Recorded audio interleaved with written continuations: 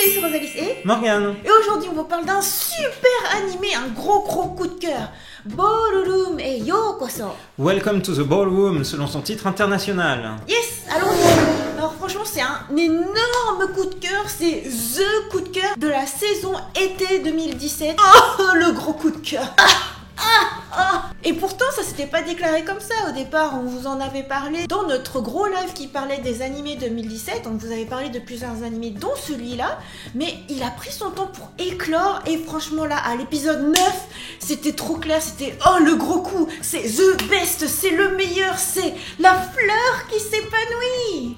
Tu le vends trop bien, c'est clair, pour moi c'est un des 3 meilleurs animés de l'année 2017, toutes saisons confondues.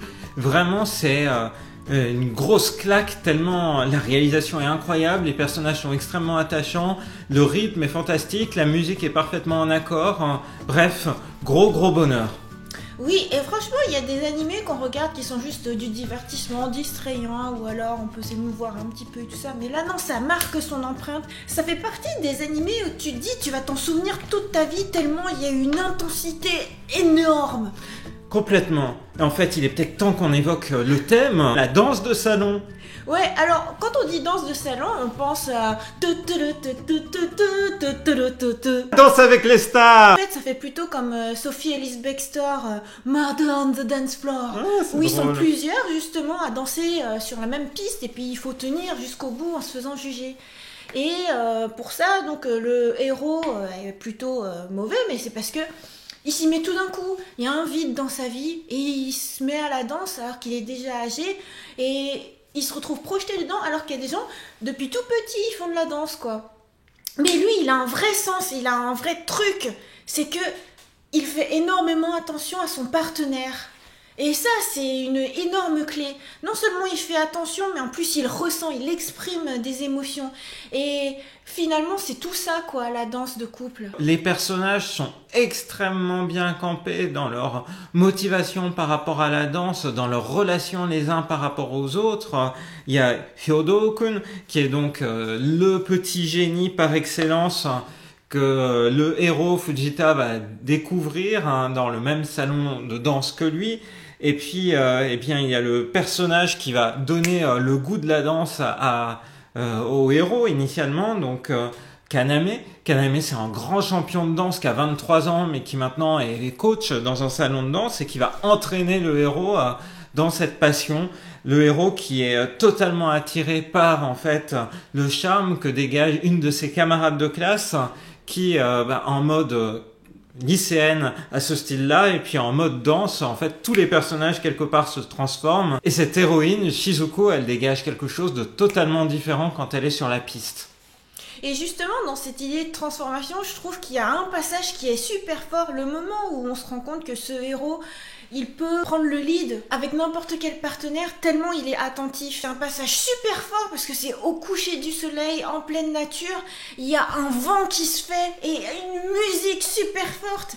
À ce moment-là, tu te dis, mais il va se transformer en super guerrier, en super saiyajin, il a les cheveux qui remontent et tout, et c'est trop beau, c'est trop puissant. À la fois dans l'ambiance aux alentours, dans la musique, on est emporté. Moi, ce qui me frappe dans cette série, c'est la manière dont la réalisation réussit vraiment à nous captiver. C'est-à-dire qu'on est haletant comme le héros quand il fait des danses et qu'en fait il n'a pas la condition physique pour encore, mais il faut tenir danse après danse.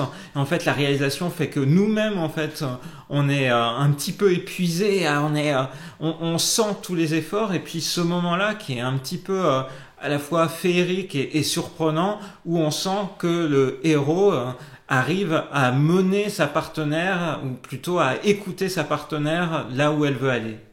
Plus que la réalisation, je dirais aussi, c'est le chara-design, c'est la qualité du dessin. Parce que sur une simple expression du danseur, tu peux t'attarder et puis finalement, même sans même décrire, ça se voit, tu sais ce qu'il ressent, tellement c'est fort. Et ça, c'est parce que c'est pas un chara-design tout simple, avec juste des gros yeux et tout, mais il y a plein de traits partout, c'est un trait hyper adulte, et justement, ça tranche avec les autres styles d'animé qu'on peut regarder. C'est pour ça aussi, je trouve que ça marque les esprits. Dans cette saison-là, c'est vraiment une beauté incroyable. C'est clair, en fait, quand on regarde, c'est incroyable le niveau de détail. Et si on creuse un petit peu, pour moi, c'est vraiment la patte de Production IG, qui est le studio d'animation qui est derrière la série, parce que ça m'a tout de suite fait penser à une autre de leurs séries, c'est Haikyuu. Haikyuu, quand on regarde le manga, eh bien, il n'y a pas autant d'intensité que dans l'animé, justement, dans le détail des yeux, dans le détail des visages, avec souvent des lignes de force qui apparaissent pour marquer, en fait, les vitesses et puis les émotions même des personnages. Et je trouve que c'est vraiment une des caractéristiques maintenant de ce studio d'animation. Et moi, je trouve que le plus bel épisode, c'est l'épisode 9. C'est l'épisode où, franchement, t'as un coup au cœur. Et c'est trop drôle parce qu'en fait, il se passe 1 minute de danse qui prend un épisode de 20 minutes. Mais il n'y a pas une seule minute en trop, quoi. Pas une seule seconde en trop. Ton cœur, il est de plus en plus... Et puis après, ça s'épanouit, c'est magnifique, t'es heureux, c'est trop génial. Et là, tu te dis, la danse, c'est magnifique. C'est là que l'animé t'emporte. Complètement, et c'est une scène où justement le héros, il danse avec... une autre partenaire qui s'appelle Mako, qui est vraiment charmante en fait dans le couple qu'elle forme du coup avec le héros durant cette danse. Et on est emporté par la réalisation, par la connexion entre les personnages. Alors après, on vous parle de plein de choses intenses, dramatiques et tout ça, mais il y a aussi des traits d'humour qui sont assez incroyables. Je vous parlais de Sophie Ellis-Bextor, par exemple, dans son clip, enfin dans la chanson super cultissime de ma génération en tout cas, à un moment donné, elle jette du beurre par terre pour faire tomber les adversaires. Et ben là, à un moment donné, il se passe un truc un peu similaire, mais pas fait exprès, il y a des rembourrages de soutien-gorge qui giclent et paf, il y a plein d'adversaires qui tombent. Et c'est à mourir de rire. De la même manière, il y a une autre scène vraiment amusante, c'est quand le héros finalement tient sa partenaire pour la première fois, parce que du coup la danse, ça nécessite un contact physique. Et pour lui, c'est renversant, il ose à peine poser la main sur sa partenaire et puis leur entraîneur Kaname, il lui dit va directement à l'endroit où il y a la bretelle du soutien-gorge. C'était vraiment très rigolo à ce moment-là. Autre super détail, la musique. L'ending, je la trouve magnifique. Je trouve que ça me rappelle les meilleurs moments de Maya Sakamoto au tout début justement où elle s'épanouissait. Je trouve que c'est un peu tout le même style, c'est-à-dire c'est mélodieux, c'est gentil et à la fois c'est émouvant. Et en fait, c'est tout à fait le style de danse du héros. Et d'ailleurs, on voit les personnages principaux de l'animé danser derrière cette musique-là au moment de l'ending. Et si vous regardez bien, en fait, les personnages qui dansent changent d'épisode en épisode. Ça a une signification en lien avec le contenu de l'intrigue. Les super infos de Morgane maintenant, sachant qu'on vient de regarder l'épisode 11 qui vient juste de passer aujourd'hui, en tout cas le jour où on est en train de tourner, sur Amazon Prime. La série, elle est diffusée en streaming sur Amazon Prime, qui a vraiment des grosses séries, hein. C'est eux qui ont aussi Rock Creators. C'est assez hallucinant. Et donc, la série Welcome to the Ballroom, elle est adaptée d'un manga qui a débuté en 2011. Il est signé par Tomo Takeuchi. Et c'est une auteure, en fait, qui a fait un gros hiatus pendant plus d'1 an à cause de problèmes de santé. Le manga compte actuellement 9 volumes, mais pour vous donner un ordre d'idée, en fait, il s'est écoulé 1 an et demi entre le tome 8 et le tome 9. Mais il semblerait que maintenant tout soit rentré dans l'ordre et que la prépublication soit redevenue régulière dans le Monthly Shonen Magazine. C'est pas n'importe quel magazine, hein. C'est aussi un magazine qui a apporté des titres phares de ces dernières années, notamment un de mes chouchous de 2014-2015, c'était Your Lie in April, qui était prépublié dans ce magazine-là. Donc déjà, Shigatsu wa Kimi no Uso, Kimi Uso. Tout à fait. Et donc déjà, en fait, une œuvre qui marquait au cœur à travers les personnages et puis la manière dont chacun des héros, en fait, évoluait au fur et à mesure. Donc c'est vraiment un magazine de référence. Et pour vous donner un ordre d'idée, donc là, on est à la fin du premier arc, on va dire, de la série. Donc, c'est-à-dire, on vient de finir l'épisode 11, comme le disait Rosalie, ce qui correspond à peu près à la fin du volume 4 du manga. Donc, on voit qu'il y a encore de la marge, puisque la série qui est actuellement en cours de diffusion au Japon, elle est annoncée pour faire 24 épisodes.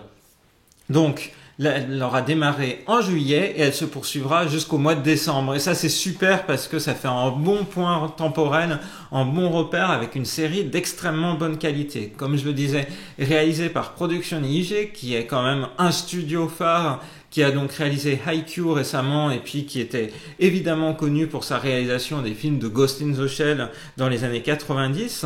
La série, Welcome to the Ballroom, elle est diffusée sur Tokyo MX et sur MBS. En fait, c'est la nuit. C'est un animé qui est destiné plutôt à un public adulte, du coup, diffusé la nuit. Mais en fait, il l'est pour un public adulte à travers la manière dont les relations entre les personnages sont creusées, hein, pas pour autre chose. C'est vraiment un titre incroyable que personnellement je recommande vivement à tous ceux qui veulent une série haletante, extrêmement bien réalisée et puis qui s'intéresse aussi à la danse. Vraiment fantastique.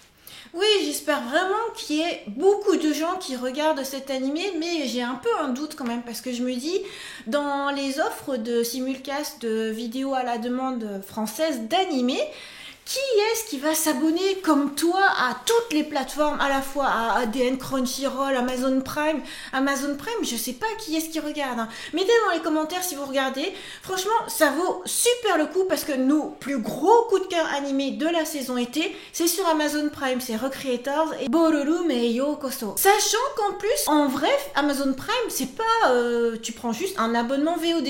Non, c'est vraiment le service Amazon Prime. Donc parmi vous, il y a peut-être déjà des adhérents au service Amazon Prime pour avoir par exemple vos frais de port gratuits et des envois super rapides. Et du coup, en fait, on accède à toute leur offre VOD pour le même prix, ce que je trouve assez exceptionnel parce que du coup, on a accès à des œuvres d'extrêmement bonne qualité. Il n'y a pas énormément de simulcast sur leur plateforme, mais c'est tout le temps en fait des choses qui sont aux petits oignons, hein, vraiment magnifiques. L'animé m'a tellement plu que j'aurais envie de refaire une vidéo partie 2 dans quelques mois pour qu'on échange justement sur la manière dont la série elle a évolué. En tout cas, c'est vraiment gros coup de cœur, musical, animé, sur les personnages. Ça fait longtemps en fait que mon cœur avait pas battu aussi fort pour une série, en tout cas une série autour de la danse, du rythme. Pour moi, ça va vraiment marquer cette année 2017. Eh ben, je pensais que tu allais me dire que cet animé t'avait tellement marqué que tu voulais te mettre à la danse de couple. Ça a l'air compliqué quand même. Donc pour l'instant, j'attends de voir la suite de la série. Parce que sinon, il faut aussi que je me mette au patinage artistique, puisque l'année dernière, Yuri on Ice avait été un de mes gros coups de cœur. D'ici la prochaine vidéo, j'aurai lu le manga, donc on pourra faire aussi une comparaison entre l'animé et le manga. Ah oui, juste un élément à dire, et j'espère, comme tu le disais, que beaucoup de gens découvriront la série, peut-être à travers notre vidéo ou par d'autres moyens, mais en tout cas, le manga, malheureusement, n'est pas édité en France et n'est pas encore annoncé. Donc j'espère vraiment qu'un éditeur s'y intéressera. Moi, je vais le lire en japonais en attendant, mais vraiment, ça mériterait d'être adapté. Le thème de la danse, c'est un thème qui parle. Il y a eu déjà des mangas qui ont été publiés autour de la danse. On peut penser à Subaru, et puis les BD autour de la danse aussi. Alors, espérons qu'un éditeur se saisira de l'occasion et acquérera les droits de cet excellent titre. Et voilà, on espère que cette vidéo vous a plu. On peut déjà vous dire qu'on a encore d'autres vidéos de chroniques animées à venir. Alors rendez-vous à la prochaine. Bye bye, bye.